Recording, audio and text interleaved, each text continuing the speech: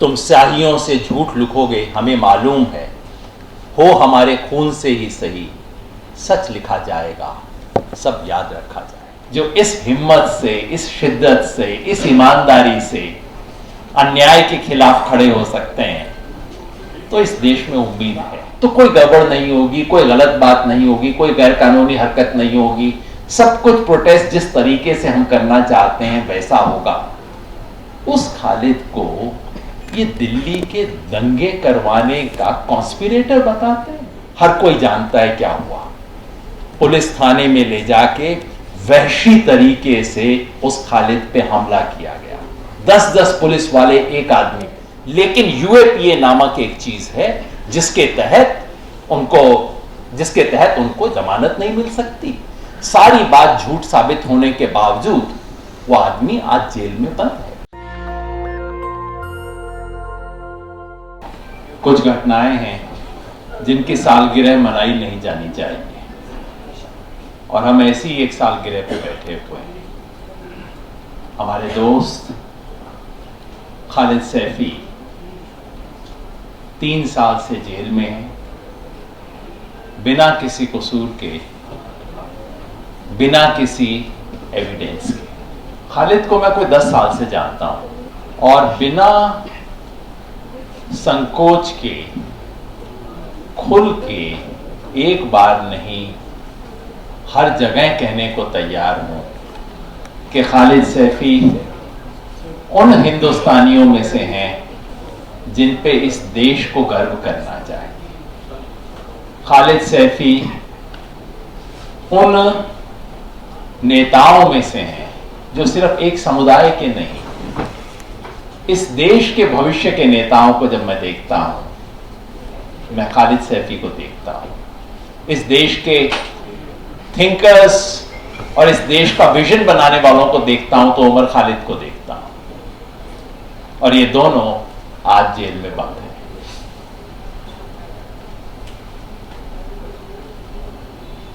जैसा मैंने कहा, मैं कोई 10 साल पहले से जानता हूं खालिद को।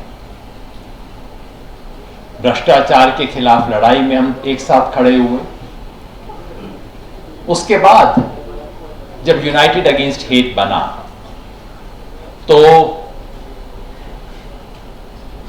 उस वक्त जो लिंचिंग के केसेस हो रहे थे, जगह जगह पे डिस्क्रिमिनेशन हो रहा था, उसकी लड़ाई में खालिद खड़े हुए, हम जैसे लोग भी साथ में जुड़े। और फिर जब सीए आया तो उसके खिलाफ खड़े होकर देश में एक डेमोक्रेटिक तरीके से और संविधान के दायरे में रहते हुए किस तरह से बतौर नागरिक हम इसके खिलाफ प्रोटेस्ट कर सकें, उसके बारे में जिन लोगों की सबसे ज्यादा चिंता थी, उनमें से खालिद सैफी एक थे। मुझे याद है 19 दिसंबर जब दिल्ली में पहली बार बड़ा प्रोटेस्ट हुआ था, दिल्ली में, देश के अलग अलग इलाकों में हुआ था। हम सब लोगों को पुलिस पकड़ के ले गई थी, और संयोग ये था कि मैं, खालिद और नरगिस भी, हम तीनों एक ही जगह पे बंद हुए थे। और तब मैंने पहली बार नरगिस को नारे लगाते हुए सुना था, और मुझे लगा कि देखो, जब तक इस तरह के लोग इस देश में हैं जो इस हिम्मत से, इस शिद्दत से, इस ईमानदारी से अन्याय के खिलाफ खड़े हो सकते हैं, तो इस देश में उम्मीद है। शाहीन बाग शुरू हुए, खालिद उसमें भी इन्वॉल्व थे, और जब उनके पड़ोस में खजूरी खास के जो इलाके के अंदर प्रोटेस्ट शुरू हुआ, उसमें खालिद इन्वॉल्व थे।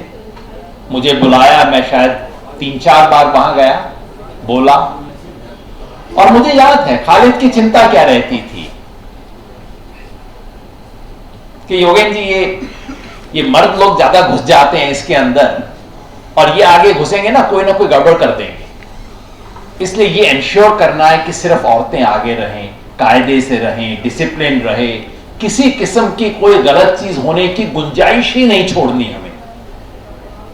खालिद की चिंता ये रहती थी कि 26 जनवरी आने वाला है, हमें देशभक्ति के गीत बजाने हैं, योगेंद्र जी आप कहीं से रिकॉर्डिंग करवा के भेज दीजिए। खालिद की चिंता रहती थी कि इस देश के जो राष्ट्रीय प्रतीक हैं उसकी अवमानना किसी किस्म की ना हो। और जब दिल्ली में दंगा शुरू हुआ 24 तारीख को और 25 को हम लोग इंडियन सोशल इंस्टीट्यूट में मिले, तो सबने खालिद की जिम्मेवारी लगाई कि खालिद कहीं से भी कोई डिस्ट्रेस कॉल आता है उस परिवार को रेस्क्यू करना, चाहे जिसका हो, जिस मजहब का हो, जो इंसान हो। हम एक हेल्पलाइन शुरू कर रहे हैं, जिसका कॉल आता है वहां तक जल्द से जल्द हम रेस्क्यू करने की कोई वैन भिजवाएंगे। ये जिम्मेवारी खालिद ने ली और पता लगा कि अगले दिन वही खालिद उसको, और जब हमें लगा कि एक दो जगह पे दिल्ली में शाहीन बाग, दिल्ली में जो अलग अलग प्रोटेस्ट चल रहे थे नॉर्थ ईस्ट दिल्ली में, कहीं एक आधी जगह गड़बड़ होने की गुंजाइश है, कोई ज्यादा एक्साइटेड हो रहा है, कुछ उटपटांग हरकत ना हो जाए, तो हम सबसे पहले खालिद के बारे में सोचते थे, अच्छा खालिद भाई को वहां भेजेंगे, वो मना पुचकार के कहेंगे कि देखो कोई गड़बड़ नहीं होनी चाहिए। इतना शांति प्रिय व्यक्ति, वो जिसपे सब जिम्मेवारी समझते थे कि हाँ ये व्यक्ति होगा तो कोई गड़बड़ नहीं होगी, कोई गलत बात नहीं होगी, कोई गैर कानूनी हरकत नहीं होगी, सब कुछ प्रोटेस्ट जिस तरीके से हम करना चाहते हैं वैसा होगा। उस खालिद को ये दिल्ली के दंगे करवाने का कॉन्स्पिरेटर बताते हैं। इससे वाहियात मजाक कोई हो नहीं सकता। उस खालिद को इन्होंने पकड़ा। नरगिस बेन कह रही थी और मान रही थी कि सबको पता होगा। कैसे पकड़ा? उसकी सच्चाई पता होनी चाहिए। पुलिस ने बोला और खालिद घर से उठे, वहां पे गए उस प्रोटेस्ट के अंदर, और उसकी फुटेज है कि वो आदमी बिना किसी हाथ में कोई चीज लिए चुपचाप से आराम से जा रहा है, वहां सामने पुलिस है, वो पैदल जा रहा है, उसकी फुटेज है। और उसके बाद उसको गिरफ्तार किया जाता है और 2 घंटे के बाद, 3 घंटे के बाद उस आदमी के पांव टूटे हुए हैं, उसकी उंगली टूटी हुई है। क्या हुआ? हर कोई जानता है क्या हुआ। पुलिस थाने में ले जाके वहशी तरीके से उस खालिद पे हमला किया गया। 10-10 पुलिस वाले एक आदमी पे थे। और ये सब मैं इसलिए कह रहा हूं कि मैंने खालिद के मुंह से सुनी है सब बातें, किसी इधर उधर की बातों पे नहीं कह रहा मैं। गिरफ्तार होने के शायद 7-8 दिन के अंदर मैं गया जेल में, तब तक कोरोना शुरू नहीं हुआ था, इसलिए पाबंदी नहीं थी, जाना अलाउड था। मैंने खालिद से पूछा क्या हुआ? पांव में तुम्हारे प्लास्टर है, उंगली तुम्हारी दोनों बंधी हुई हैं, क्या हुआ? खालिद ने पूरा बताया किस तरीके से दिल्ली पुलिस ने उस पर असॉल्ट किया। कुछ बातें जो मैं यहां बता नहीं सकता वो सब बताएं खालिद। ये संविधान की शपथ लेके आते हैं ये लोग, और उसके बाद जो हुआ है वो इस देश की न्याय व्यवस्था के साथ मजाक है।